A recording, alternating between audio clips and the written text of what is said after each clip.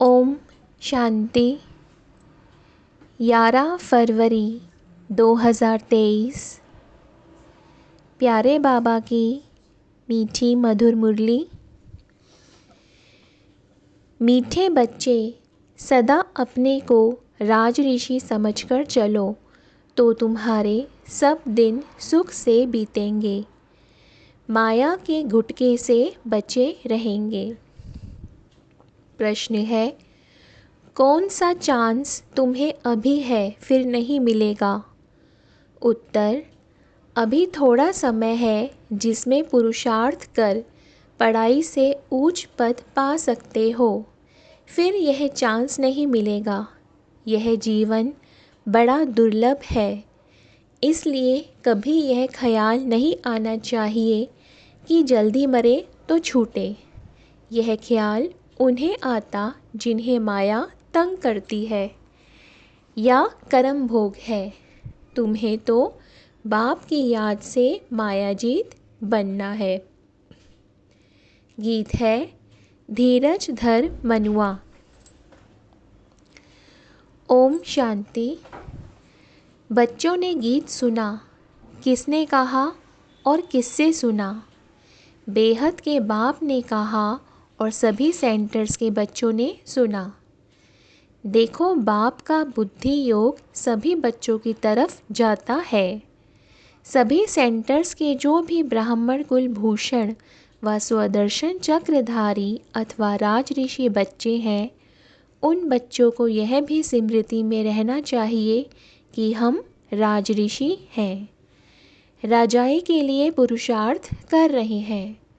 जिस राज्य में देखो तो सदैव सुख के दिन व्यतीत होते हैं। कलयुग में तो सुख के दिन बीतते ही नहीं। तुम जो राज ऋषि हो, तुम्हारे भी सुख के दिन यहाँ बीतने चाहिए। अगर बच्चे अपने को राज ऋषि समझते हैं और निश्चय अटल अडोल कायम है तो, नहीं तो घड़ी घड़ी भूल जाने से माया के गुटके बहुत आते हैं। बच्चे जानते हैं कि हम बाप से राजयोग सीख सदा सुख का वर्षा ले रहे हैं अथवा नर से नारायण बन रहे हैं, सो तो सिवाय परमपिता परमात्मा के कोई बना ना सके।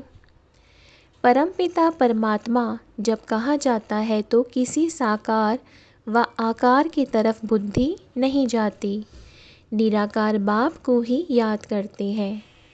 बाप धीरज देते हैं बच्चे, बाकी थोड़े रोज़ हैं। यह कलयुग नर्क बदल स्वर्ग होगा। हेवन की स्थापना, हेल का विनाश तो गाया हुआ है। भगवान स्वयं बैठ राजयोग सिखाते हैं। कोई भी मनुष्य चाहे हेल का चाहे हेवन का हो, राजयोग सिखला ना सके। बच्चे जानते हैं हम ब्रह्मा मुख वंशावली ब्राह्मण कुलभूषण ही स्वदर्शन चक्रधारी हैं। हम आत्माओं को सृष्टि चक्र की नॉलेज है, देवताएं यह नहीं जानते। स्वदर्शन चक्र श्री कृष्ण को व विष्णु को क्यों दिया है? क्योंकि तुम ब्राह्मण अभी संपूर्ण नहीं बने हो, नीचे ऊपर होते रहते हो। यह स्वदर्शन चक्र निशानी है फाइनल की। आज तुम स्वदर्शन चक्र फिराते हो, कल माया से हार खाकर गिर पड़ते हो, तो तुमको अलंकार कैसे दे सकते? स्वदर्शन चक्र तो स्थायी चाहिए, इसलिए विष्णु को दिखाते हैं। यह बहुत गुह्य बातें हैं। जहाँ भी विष्णु का मंदिर हो व कोई भी स्वदर्शन चक्रधारी का मंदिर हो, वहाँ जाकर तुम समझा सकते हो। श्री कृष्ण को भी स्वदर्शन चक्र देते हैं। राधे कृष्ण युगल के चित्र में भी स्वदर्शन चक्र नहीं देते हैं। स्वदर्शन चक्रधारी तो तुम ब्राह्मण कुलभूषण हो, जिनको परमपिता परमात्मा स्वदर्शन चक्रधारी अथवा त्रिकालदर्शी बनाते हैं। वही जब देवता बनते हैं तो उन्हों को त्रिनेत्री, त्रिकालदर्शी त्रिलोकीनाथ नहीं कह सकते, क्योंकि अभी तो हम स्वर्ग की सीढ़ी ऊपर चढ़ते हैं। सतयुग से तो सीढ़ी नीचे उतरनी होती है। वहाँ यह ज्ञान होता नहीं। वहाँ यह मालूम होता तो तुम राजाई कर ना सको, यही चिंता लग जाए। तो अब बाप बच्चों को धीरज देते हैं कि घबराओ मत, माया पर जीत पानी है। माया के तूफान आएंगे ज़रूर, विघ्न पड़ेंगे, इसका इलाज है योग में रहो। माया योग भी तोड़ेगी, परंतु पुरुषार्थ कर योग में रहना है। जो योग में रहेंगे तो उनकी आयु भी बढ़ेगी। जितनी आयु बड़ी होगी उतना अंत तक बाप से योग लगाए वर्षा लेंगे। योग से तंदुरुस्ती को भी ठीक करना है, इसलिए बाप कहते हैं योगी भव। मेरे को निरंतर याद करो। जितना पुरुषार्थ करेंगे उतना स्वर्ग में प्रारब्ध पाएंगे। तो बाप कहते हैं बच्चे, योग में रहो तो तुम्हारे विकर्म विनाश होंगे। बाकी थोड़ा समय है। तुम ऐसे नहीं कहेंगे कि विनाश जल्दी हो तो हम स्वर्ग में जाए, क्योंकि यह जीवन बड़ी दुर्लभ है। ऐसे नहीं कि अभी शरीर छोड़ फिर नया शरीर लेकर पढ़ाई पढ़ सकेंगे। बाल अवस्था में ही होगा तो विनाश आरंभ हो जाएगा। बालिग भी नहीं बन सकेगा, क्योंकि इसमें छोटे बड़े सबका विनाश होने वाला है। जल्दी मरे यह वही कहेंगे जिनको माया बहुत तंग करती है या कोई कर्म भोग है उनसे छूटना चाहते हैं, परंतु यह चांस फिर नहीं मिलेगा, इसलिए पुरुषार्थ में जुट जाओ। बाकी तो जब समय आएगा तो ना चाहते भी सबको जाना पड़ेगा, क्योंकि बाप सबको रूहानी यात्रा पर ले जाएगा। ऐसे नहीं सिर्फ 10-20 लाख को ले जाएगा। जैसे कुंभ के मेले पर 10-15 लाख जाते हैं, यह तो आत्मा परमात्मा का मेला है। बाप स्वयं पंडा बनकर लेने आए हैं। इनके पिछाड़ी तो अनगिनत आत्माएं जाएंगी, परंतु ऐसे भी नहीं सब जल्दी जाएंगे। प्रलय हो तो फिर यह भारत खंड ही ना रहे, परंतु यह भारत अविनाशी खंड है। यहाँ बहुत रह जाते हैं। फिर सतयुग में एक ही सूर्यवंशी राजधानी स्थापन होगी। कल युग विनाश हो, सतयुग स्थापन होने में बीच का थोड़ा सा यह टाइम मिलता है। इसमें थोड़े रह जाते हैं जो नए सिर अपनी राजधानी बनाते हैं। बाकी पुरुषार्थ का यही थोड़ा समय है। इसको कल्याणकारी युग कहा जाता है। दूसरे संगम को कल्याणकारी नहीं कहेंगे, क्योंकि नीचे उतरते जाते हैं। अब संपूर्ण सुख से संपूर्ण दुख में आ गए हैं। यह नॉलेज और किसी की बुद्धि में नहीं है। आगे हम भी कुछ नहीं जानते थे। अंधश्रद्धा से सबकी पूजा करते थे। अब तो हर प्रकार की श्रीमत मिलती है। धंधा भी वही करते हैं जो कोई बिरला व्यापारी करे। जैसे हुनर सीखना होता है, यह है मनुष्य को देवता बनाने का हुनर। इस पर ध्यान देना है।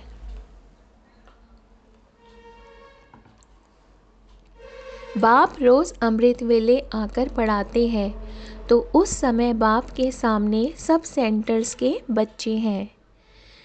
बाप कहते हैं मैं तुम सभी बच्चों को याद करता हूँ। इसमें माया मुझे कोई विघ्न नहीं डालती है। तुम बच्चे मुझे घड़ी घड़ी भूल जाते हो। माया तुमको विघ्न डालती है। कोई कोई लिखते हैं बाबा हम बच्चों को ना भुलाना, परंतु मैं तो कभी नहीं भूलता। मुझे तो सबको वापस ले जाना है। मैं रोज़ याद प्यार देता हूँ। बच्चों को खजाना भेज देता हूँ। सबको ललकार करता रहता हूँ कि बाप की श्रीमत पर बेहद का वर्षा लेने का पुरुषार्थ करो। इसमें गफलत व बहाना मत करो। कहते हैं करम बंधन है, यह तो तुम्हारा है, बाप क्या करे। बाप कहते हैं योग में रहो तो करम बंधन कटता जाएगा, तुमसे विकर्म नहीं होंगे। आधा कल्प तुम विकर्मों से छूट जाएंगे। फिर ऊंच पद पाने के लिए सर्विस भी करनी है। मम्मा बाबा कैसे अच्छी रीति समझाते हैं। कोई कोई बच्चे भी अच्छी सर्विस करते हैं। तुमसे कोई पूछे तुम्हारी एम ऑब्जेक्ट क्या है, तो यह कार्ड हाथ में दे दो। उससे सब समझ जाएंगे कि यह किस धंधे में लगे हुए हैं। यह तो बड़े व्यापारी हैं, हर एक की रग देखनी है। सबसे अच्छा है चक्र पर समझाना। कैसा भी आदमी हो, चक्र को देख समझ जाएंगे कि बरोबर यह कलयुग है, अब सतयुग आने वाला है। क्रिश्चियंस को भी समझा सकते हो यह हेल है, अब हेवन स्थापन होने वाला है। वह तो ज़रूर हेवनली गॉडफादर ही करेगा, परंतु मनुष्यों की बुद्धि ऐसी हो गई है जो अपने को नरकवासी भी नहीं समझते हैं। कहते भी हैं फलाना स्वर्गवासी हुआ, तो समझना चाहिए ज़रूर हम नरक में है। अभी कलयुग है, पुनर्जन्म भी ज़रूर कलयुग में ही लेंगे। स्वर्ग है कहाँ? बाबा तो कहते हैं शमशान में जाकर समझाओ, परंतु बच्चे झट थक जाते हैं। समझाना चाहिए अभी तो कलयुग है। अगर स्वर्ग में पुनर्जन्म लेने चाहते हो तो आकर समझो। हम भी पुरुषार्थ कर रहे हैं, जो फिर नरक रहेगा ही नहीं। स्वर्ग में चलना है, वहाँ विष नहीं मिलेगा, उसको यहाँ ही छोड़ना पड़ेगा। कैसे? यह बाबा युक्तियाँ बताते हैं। नेपाल में विजय अष्टमी के दिन छोटे बड़े सब शिकार करते हैं। तुमको भी सबको समझाना है। घर घर में शिव का और लक्ष्मी नारायण का चित्र ज़रूर रखना है। नौकरों को, मिस्त्रियों को भी समझाना है कि मौत सामने खड़ा है। बाप को याद करो तो वर्षा मिल जाएगा। बाप सभी की मनोकामना स्वर्ग के लिए पूरी करते हैं। योग लगाने से बाप साक्षात्कार भी करा सकते हैं। बाप है ही कल्याणकारी, तो बच्चों को भी ऐसा कल्याणकारी बनना है। गरीब ही अपना कल्याण करते हैं, साहूकार मुश्किल ही करते हैं। सन्यासी भी जो नामी ग्रामी है वह अंत में आएंगे। अब बहुत करके गरीब साधारण ही ज्ञान लेते हैं। बाप ही साधारण तन में आता है, गरीब में नहीं। अगर यह भी गरीब होता तो कुछ कर नहीं सकता। गरीब इतनों की संभाल कैसे करते? तो युक्ति देखो कैसी रखी है। साधारण ही हो, जो बलि भी चढ़े और इतने सबकी परवरिश भी होती रहे। इनके साथ साथ और भी बहुत बलि चढ़कर वारिस बन गए। अच्छा, मीठे मीठे सिकी लदे बच्चों प्रति माता पिता बाप दादा का याद प्यार और गुड मॉर्निंग। रूहानी बाप की रूहानी बच्चों को नमस्ते। हम रूहानी बच्चों की रूहानी बाप दादा को नमस्ते। धारणा के लिए मुख्य सार। पहला, बाप ने जो मनुष्य को देवता बनाने का हुनर सिखाया है उसमें ही लगना है। दूसरा, श्रीमत पर चलने में गफलत व बहाना नहीं करना है। कर्म बंधनों से छूटने के लिए याद में रहना है। वरदान है, श्रेष्ठ कर्मधारी बन ऊंची तकदीर बनाने वाले पद्मा पदम भाग्यशाली भव। जिसके जितने श्रेष्ठ कर्म है उसकी तकदीर की लकीर उतनी लंबी और स्पष्ट है। तकदीर बनाने का साधन है ही श्रेष्ठ कर्म, तो श्रेष्ठ कर्मधारी बनो और पद्मा पदम भाग्यशाली की तकदीर प्राप्त करो। लेकिन श्रेष्ठ कर्म का आधार है श्रेष्ठ स्मृति। श्रेष्ठ से श्रेष्ठ बाप की स्मृति में रहने से ही श्रेष्ठ कर्म होंगे। इसलिए जितना चाहो उतना लंबी भाग्य की लकीर खींच लो। इस एक जन्म में अनेक जन्मों की तकदीर बन सकती है। स्लोगन है, अपने संतुष्टता की पर्सनैलिटी द्वारा अनेकों को संतुष्ट करना ही संतुष्ट मणि बनना है।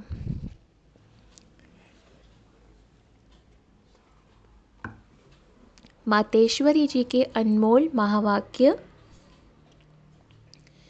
पहला, यह जो मनुष्य गीत गाते हैं, ओ गीता के भगवान अपना वचन निभाने आ जाओ। अब वो स्वयं गीता का भगवान अपना कल पहले वाला वचन पालन करने के लिए आया है और कहते हैं, हे बच्चे, जब भारत पर अति धर्मग्लानि होती है तब मैं इसी समय अपना अंजाम पालन करने, वायदा निभाने के लिए अवश्य आता हूँ। अब मेरे आने का यह मतलब नहीं कि मैं कोई युगे युगे आता हूँ। सभी युगों में तो कोई धर्मग्लानि नहीं होती। धर्मग्लानि होती ही है कल युग में। तो मानो परमात्मा कल युग के समय आता है और कल युग फिर कल्प कल्प आता है, तो मानो मैं कल्प कल्प आता हूँ। कल्प में भी फिर 4 युग हैं, इसको ही कल्प कहते हैं। आधा कल्प सतयुग त्रेता में सतगुण सतो प्रधान है, वहाँ परमात्मा के आने की कोई ज़रूरत नहीं। और फिर तीसरा द्वापर युग से तो फिर दूसरे धर्मों की शुरुआत है। उस समय भी अति धर्मग्लानि नहीं है। इससे सिद्ध है कि परमात्मा तीनों युगों में तो आता ही नहीं है। बाकी रहा कल युग, उसके अंत में अति धर्मग्लानि होती है। उसी समय परमात्मा आए अधर्म विनाश कर सत्य धर्म की स्थापना करता है। अगर द्वापर में आया हुआ होता तो फिर द्वापर के बाद तो अब सतयुग होना चाहिए, फिर कलयुग क्यों? ऐसे तो नहीं कहेंगे परमात्मा ने घोर कलयुग की स्थापना की। अब यह तो बात नहीं हो सकती, इसलिए परमात्मा कहते हैं, मैं एक हूँ और एक ही बार आकर अधर्म का, कलयुग का विनाश कर सतयुग की स्थापना करता हूँ। तो मेरे आने का समय संगम युग है। दूसरा, मनुष्य आत्माओं की किस्मत बनाने वाला और किस्मत बिगाड़ने वाला कौन है? हम ऐसे नहीं कहेंगे कि किस्मत बनाने वाला, बिगाड़ने वाला वही परमात्मा है।